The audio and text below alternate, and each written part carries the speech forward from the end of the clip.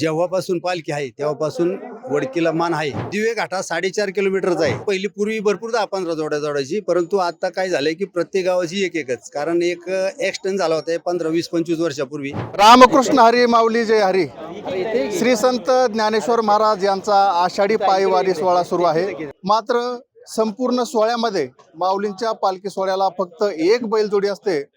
मात्र दिवे घाट चढताना या पालखी सोहळ्याला एकूण 6 बैलजोडी जुंपल्या जातात. नेमकी ही परंपरा काय आहे, एवढ्या बैलजोड्या का जुंपल्या जातात याची संपूर्ण माहिती आपण घेणार आहोत. आपल्यासोबत जे बैलजोडीचे मानकरी असतात त्या गावचे सरपंच आहेत, आपण त्यांच्याशी बोलणार आहोत. तर आपलं नाव काय आणि किती दिवसापासून ही परंपरा आहे, किती वर्षापासून? माझं नाव उत्तम बबन गायकवाड, सरपंच, माझे सरपंच वडकी. माझी स्वतःची बैलजोडी आत्ता पहिल्यांदाच मान मिळालेला आहे. परंतु वडकीची परंपरा अशी आहे, दिवे घाटाचा राजा म्हणून वडकीच्या बैलाची निवड गेले जेव्हापासून पालखी आहे तेव्हापासून वडकीला मान आहे. तर आता निवड अशी झालेली आहे की आता प्रत्येक गावाची एक एक जोड, अशा 5 गावांच्या 5 जोड, वडकी, उरुळे असेल, फुरसुगी, दिवे आणि झेंडेवाडी, या 5 गावांच्या 5 जोड्या आहेत. तर यामध्ये आमच्या स्वतःला वडकीचा दिवे घाट राजा म्हणून आपल्या स्वतःला, आमच्या बैलजोडीला, वडकीच्या ग्रामस्थांना, त्याच्यात माझ्या बैलजोडी जरी असेल तरी हे वडकी ग्रामस्थांची बैलजोडी आहे असं. तर ते ही बैलजोडी आपली स्वतःची आहे. हा जो मान मिळतो तर त्याची प्रक्रिया काय, कशा प्रकारे मान मिळतो? बरेच मानची इच्छा असते की आम्हाला स्वतः मिळाला पाहिजे. त्यामध्ये भरपूर जणांच्या स्पर्धा असतात. परंतु त्या स्पर्धेमध्ये आमच्या गावामध्ये प्रथा अशी आहे की कमिटी निवडतात. 5 लोकांची कमिटी आहे, बैल समिती. त्या समितीमधून बैल जोड निवडायचे असतात. ज्याची बैल चांगली आहे तो अर्ज देतो, कोणाची पास होईल ते समिती निवडते.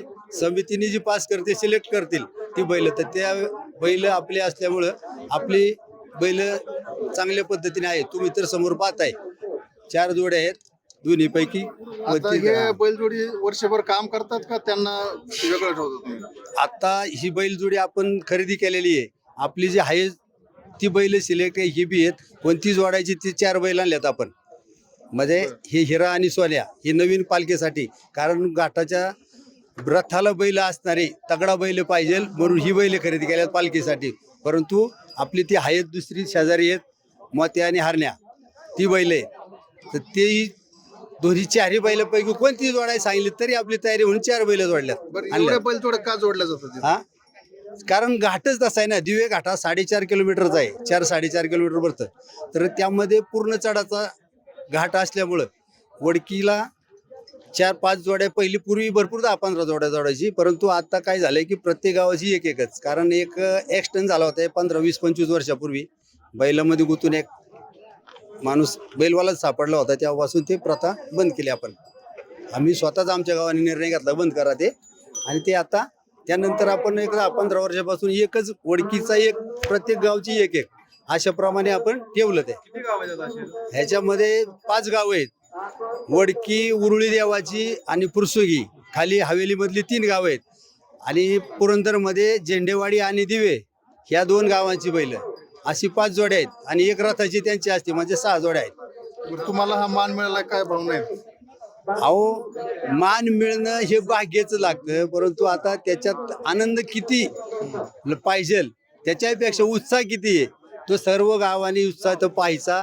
आपल्याला स्वतःला तो फार आनंद झालाय, परंतु पूर्ण आमच्या कुटुंबाला असेल, सर्वांना असेल, आणि सर्व आमच्या मुलाचे मित्रपरिवार असतील, आमच्या बंधूंचे, सर्वांचे, यांना फार आनंद झालाय. आमच्या गावाला तर फार आनंद झालाय. भाऊच्या बैलाला, उत्तम भाऊच्या बैलाला मान मिळाल्यामुळं सर्व आमच्या गावची मुलं ही आनंदी आहेत. त्यामुळं आमचा आनंद भरपूर आहे आम्हाला.